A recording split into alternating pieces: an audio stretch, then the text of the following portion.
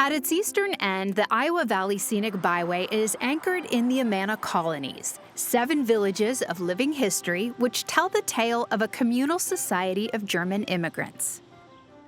Members of a Christian order called the Community of True Inspiration arrived in Iowa in 1855 seeking religious freedom and fertile land. From Scripture, they chose the name Amana, which means remain true. For almost 80 years, the Amana Colonies were an interdependent society where property was shared, no one earned a wage, and the community provided for everyone's needs. I'm here at the High Amana General Store, which has been around since 1857. Today it serves as both a gift shop selling artisan goods and also a history museum. Let's take a look inside.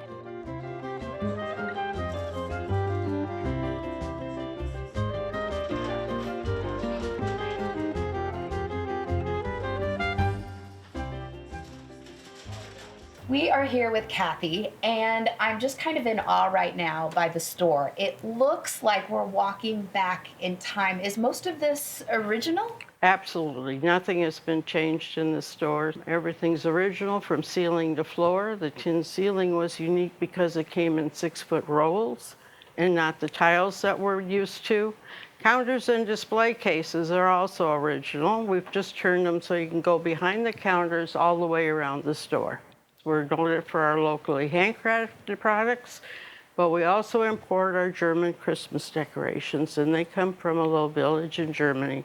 We have the little guys up here in front, and we keep the bigger ones in the back.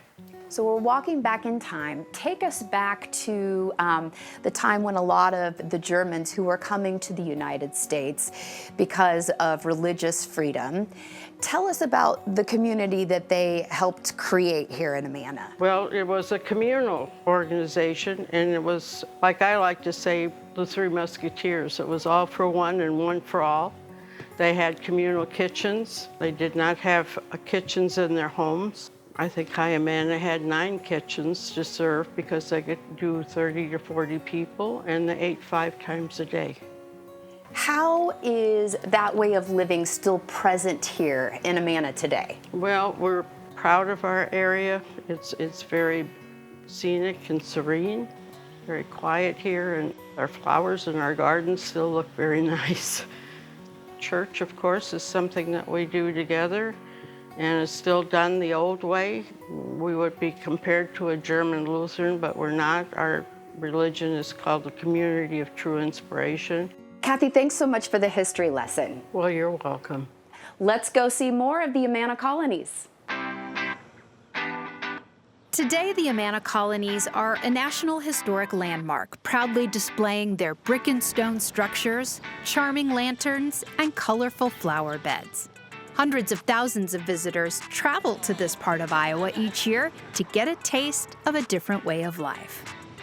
We bought in '07 and we brought in all Mama Joyce's recipes that we played with a little bit and made into large batch recipes. We call ourselves a Grandma Bakery. We want everyone to feel like they're coming into Grandma's house right at home.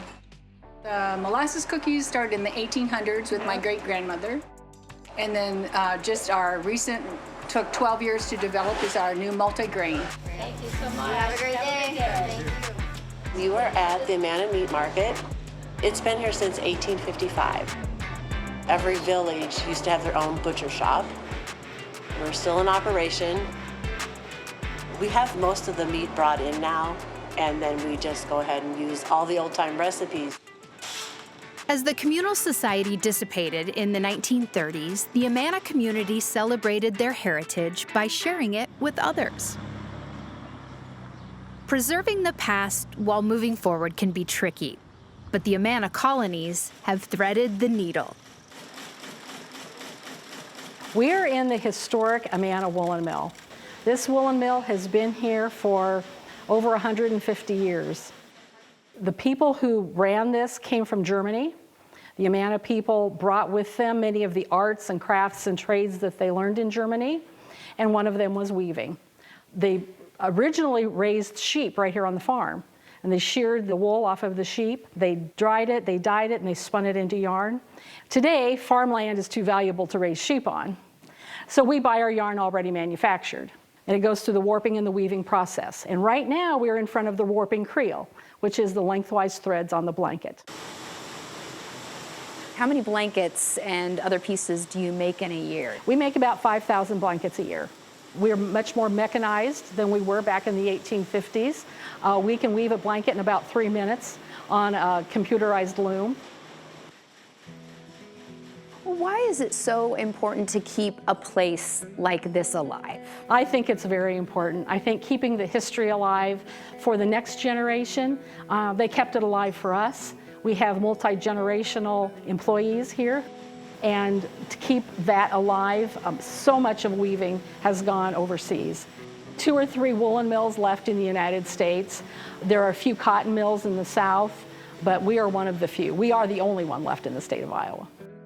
You know, if you buy an Amana blanket, it's made right here.